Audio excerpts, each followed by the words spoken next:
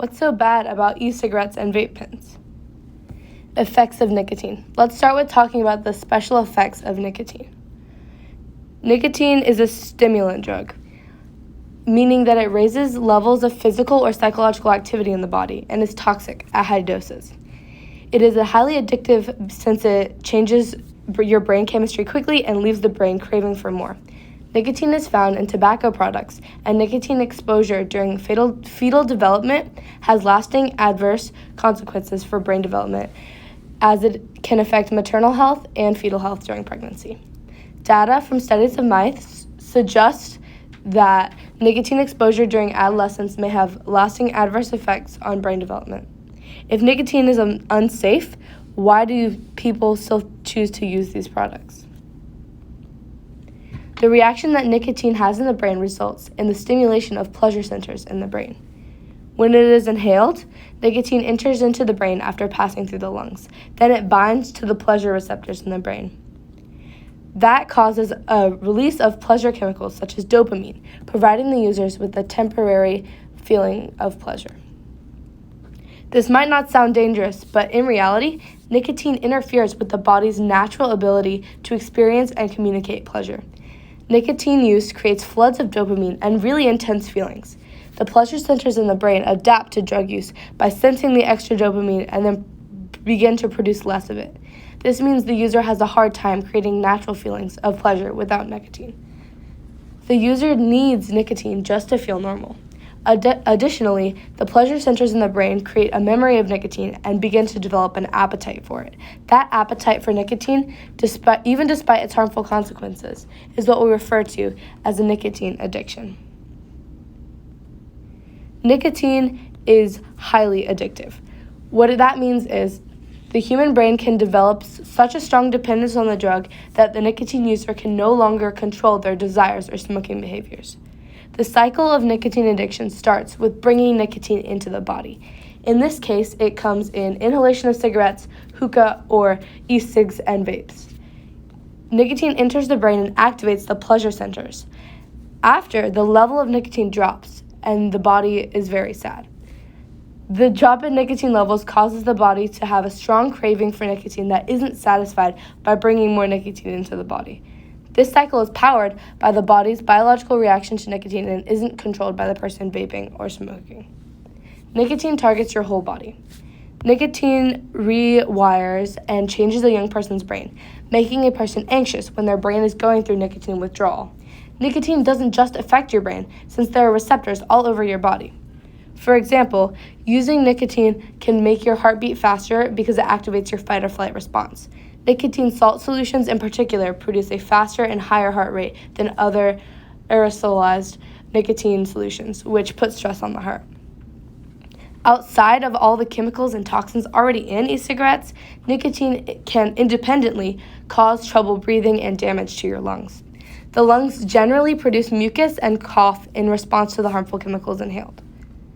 Nicotine can also cause acid reflux, which leads to heartburn. Last but not least, nicotine can negatively affect and impact your reproductive organs. Effect of flavors. Earlier, we discussed how pod-based companies have fruity and such sweet flavors, along with their colors. Why do you think there would be over 15,500 e-juice flavors options, such as banana butt and honey doo-doo? It's important to be aware that this is just another example of the pod-based companies following well-known advertising strategies from Big Tobacco's playbook. They know that flavors are a great way to attract young customers because they are the most interested in sweet flavors and bright colors. This tactic is so effective that flavored cigarettes have been banned since 2009, since extensive research shows they are more appealing to young people. The pod-based companies, along with other e-cigarettes, have yet to be regulated in this way. More and more evidence is piling, proving that these factors are dangerous in and of themselves. So far, we know that flavors can impair lung function and increase risk for heart disease, but pod-based companies continue to use them because they know it makes their products seem appealing and safe to teens.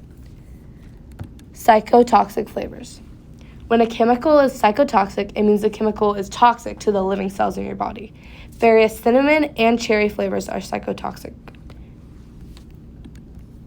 Along with the harms of nicotine on its own, we know there are other health risks from these products. The e-cigarette arsenal enters the lungs and leaves chemical residue behind. The lungs cannot break these chemicals, so they damage airway paths and the air sacs that bring oxygen into the body. Over time, this can increase risk of lung disease. The aerosol has been shown to damage specific parts of your circulatory system or your blood network, increasing the risk for heart disease. Ear, eye, and throat irritation is common among e-cigarette vape pen users. Scientists are still studying how these aerosol chemicals impact your brain. We are only beginning to understand the long-term effects of using e-cigarettes. It took over 25 years to see the long-term health impacts from smoking tobacco cigarettes because the damage on the body isn't always noticeable right away. Every chemical found in an e-cigarette aerosol has not been studied in detail yet. Researchers have identified harmful substances in the aerosol, some even known to cause cancer. We wish we could tell you that all the ways e-cigarettes are harmful, but we can't. Since they are so new and researchers can't fast forward into the futures, all of the long-term consequences of these products are impossible to predict. We know that e-cigarette aerosol damages the lungs and increases the chances of developing a lung disease later in life.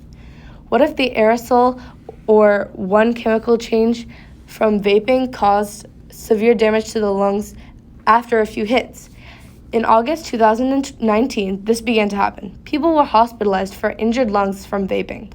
This outbreak was later named EVALI, which stands for e-cigarette or vaping product use associated lung injury. Most of these patients reported using an e-cigarette or a vape saying that they only got their products from informal sources. THC is a chemical found in marijuana that gives users a high.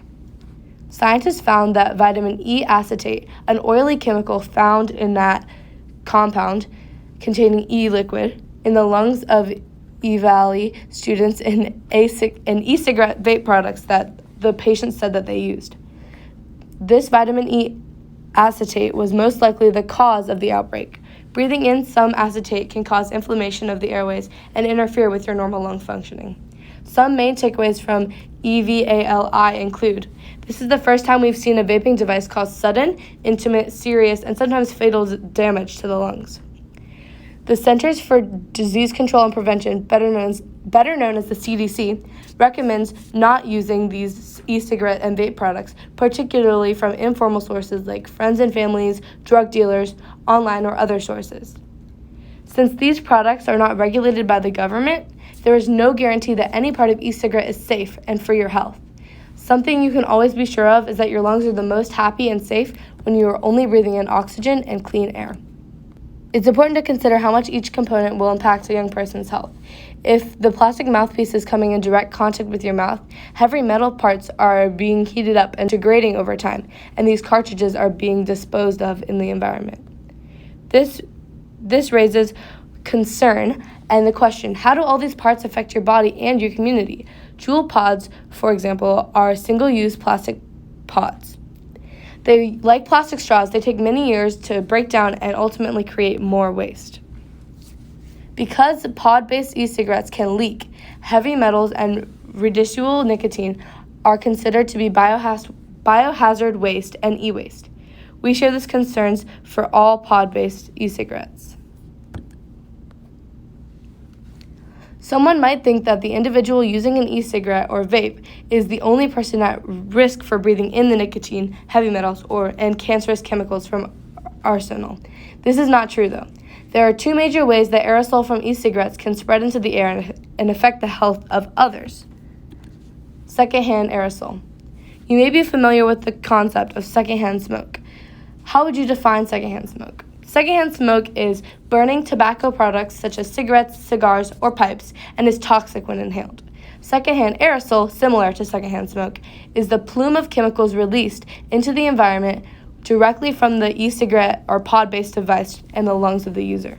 Common places for exposure to secondhand aerosol include restaurants, parks, vehicles, and designated smoking areas. Chemicals that are released include harmful substances such as nicotine, heavy metals, ultrafine particles that fall deep into your lungs, cancerous chemicals, and volatile organic compounds, aka VOCs. Exposure can lead to cancer, respiratory infections, and make someone's asthma worse, among other problems. Third-hand aerosol. Another way that cigarettes and e-vapes pose danger to other people other than the user is through third-hand aerosol. Third-hand aerosol is the mixture of chemicals in e-cigarettes, vape pens, and aerosol that remain on surfaces and in dust. Even after that is gone, they can react with other chemicals in the environment to form toxic compounds. These potentially harmful compounds can be exposed to other people or animals through the respiratory system, through indigestions, and through skin exposure. Small children are especially at risk for third-hand aerosol exposure because they tend to put things in their mouths and they have more vulnerable skin. Now we are going to watch a video that covers the effects of smoke-free or vape-free living. Pause to watch the video. Now at class discussion. Here are some key points to consider during your discussion. Many teens wouldn't use traditional cigarettes, so why do they choose to use e-cigs and vapes? How do you think traditional cigarette smokers felt when they learned about all the harmful health effects caused by cigarettes that were being covered up by tobacco companies?